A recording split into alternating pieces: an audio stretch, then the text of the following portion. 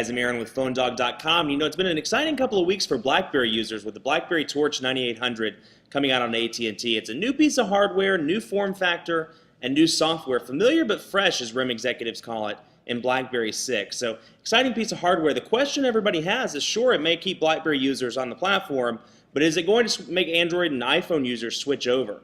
That's the question everybody asks. We'll find out in the review. BlackBerry Torch 9800 starting right now. So here's the BlackBerry Torch 9800, and you know it's interesting on two fronts. One, because it's an entirely new design from RIM.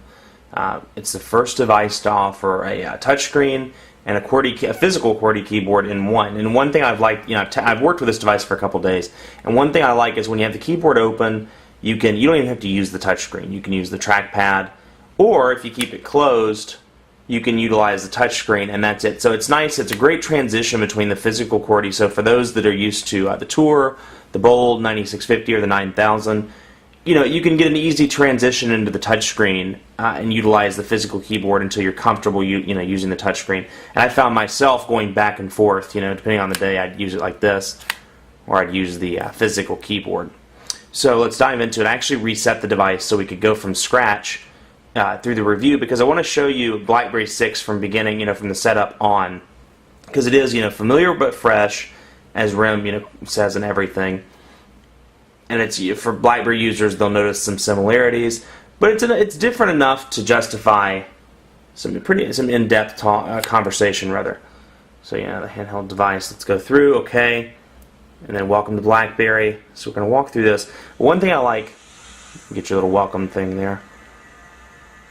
Back out of that. One thing I like is right out of the box it gives you the setup screen, and it's a little bit different setup. You can select the feature and it gives you the setup there, and it gives you personalization, and it gives you help and tutorials right out of the box. So from the beginning I can set up an email account, I can set up BlackBerry Messenger. It might help if I connect. I can do that in a minute. AT&T address book, Bluetooth, Wi-Fi, so you can set all that up out of the box, and it's much easier.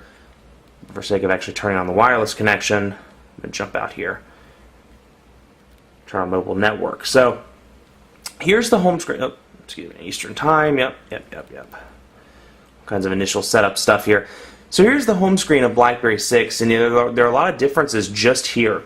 You'll notice that this clock area acts as a button where you see the one email that's telling me registration's complete. That's a button, and then the sound, and then the search is a button as well. So you'll notice clicking on the clock gives me my connection screen, manage my mobile network, Wi-Fi, Bluetooth. I can set my alarm from here, and it gives me mobile network options, Wi-Fi, Bluetooth, service, and other options. This acts as, if you remember the kind of notification theme of BlackBerry 5, this gives me a notification menu where when I get a message, a text message, an email, which would be a message, it's showing up right here. So you can see registration. And then I currently have no new notifications. So if I miss a call, everything goes in here, from social feeds, or RSS feeds rather, to Twitter, to anything like that shows up here, and then the icons show up right there on the home screen. Whoops. Goodness.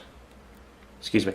Sound options, profile. It's on normal now. You can set it to medium, silent, vibrate, however you choose. And then search. You can search the device. So let's say I'm looking for YP Mobile. As soon as I type YP, it brings up YP Mobile. So it's a nice search. If I'm looking for a contact, I don't have any in here right now because I haven't set up any contacts, but if I'm searching for a contact, I can start typing, and it shows up right there with the apps. You'll notice, whoops, not yep, YP, brings up the apps, and it will bring up contacts and any messages with that person as well from the inboxes. Down here, you get a lot of customization options. You'll see all, and by scrolling up, I get all of my programs that come by default installed from top to bottom, and then I can scroll over, look at favorites. I can put some favorites in here, which I did prior to resetting it. I use obviously a browser, email, text messaging, and Twitter on a pretty regular basis, so I had those installed in the favorites folder. Media, which sectionalizes based on music, videos, pictures, etc. And then downloads, so Fandango, the Weather Channel, any of the apps that I download, frequently used.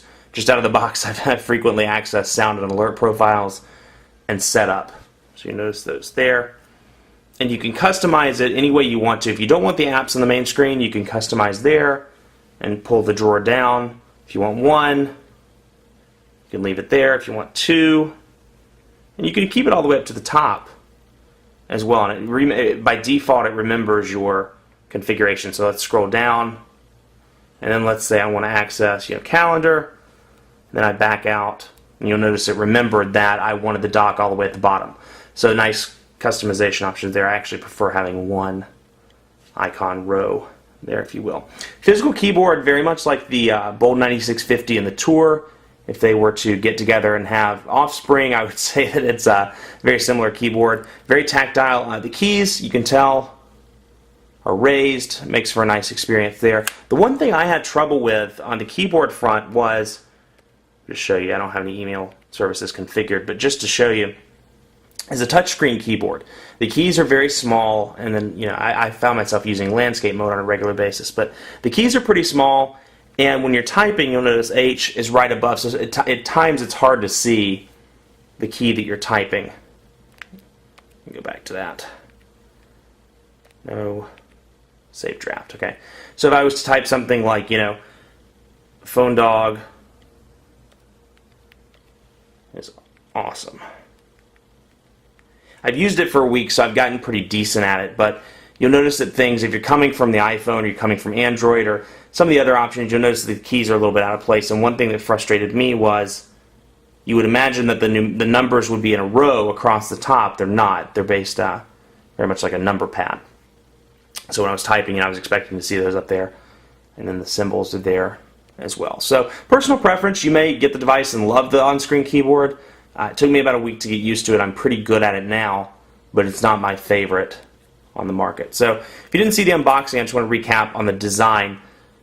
Lock button, mute button rather, on the top, volume rocker on the right side, convenience key, micro USB charging port on the left side, and then 4 physical buttons: send, menu, back, and end, along with a trackpad. And then the 3.5mm headphone jack on the right side. I forgot about that.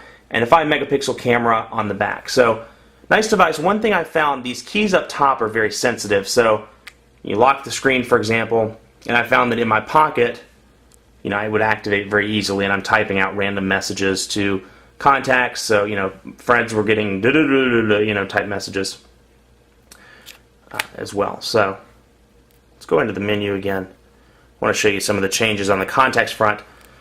Let's say we're creating a new contact. You'll see completely redesigned contact screen. Offers you, no, I don't want AT&T's wireless backup. Offers you or allows you to set a picture, for title, first, last name. Just some minor revisions there, and it's optimized for the touch screen as well. So you can use both. You can use the touch screen or the trackpad, and that goes back to what I was saying. For people that are used to the keyboard Blackberries or Blackberries with physical keyboards, you can use it like this, or you can close it and use it like that. That's a nice option as well.